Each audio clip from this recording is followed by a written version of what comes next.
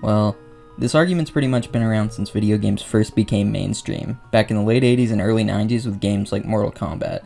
The idea of the argument is that some people believe that intense and excessive violence in video games tends to make the people who play the games more violent by a noticeable and meaningful degree. A lot of the time this argument is had by Americans after some excessive act of violence, like a terrorist attack, mass shooting, or something else. Some politicians and other noteworthy voices will claim that this violence is likely caused by video games. Stop the glorification of violence in our society. This includes the gruesome and grisly video games that are now commonplace. It is too easy today for troubled youth to surround themselves with a culture that celebrates violence. We must stop or substantially reduce this. While others believe that any correlation between the games and the real-world violence is negligible at best. I would first like to discuss the argument in favor of the idea that video games are causing real-world violence. Some of the most consistently discussed information in regard to this belief is that many shooters and perpetrators of violent acts have a history of playing and excessively enjoying these violent games. And, according to an article by Dr. Craig P. Anderson, violent video games are significantly associated with increased aggressive behavior, thoughts, and affect, increased physiological arousal, and decreased pro-social helping behavior.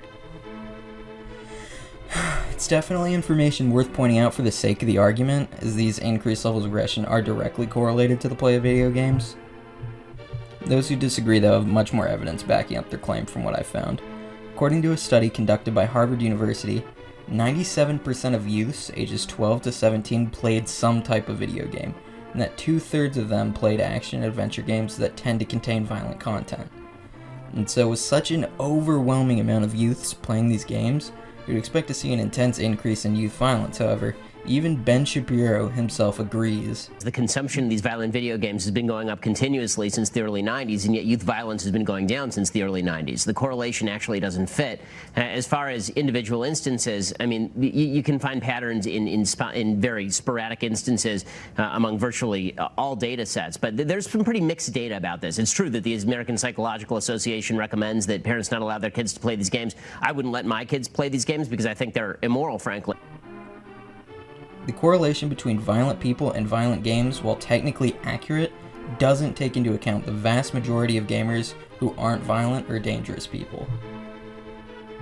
And obviously, I mean, if you can't already tell, based on the way I've presented the evidence, I think video games don't cause real-world violence, to any meaningful degree at least. Simulated violence isn't everyone's cup of tea, which is totally fair, and I get it, but that doesn't mean it's inherently a problem. I like to believe I'm not personally a bloodthirsty maniac. I have been a part of the gaming community ever since I was little, so admittedly, I'm pretty biased. However, researcher James Ivory has actually sat down and done the research. He claims that when it comes to actual serious criminal violence, there's virtually no evidence that video games matter.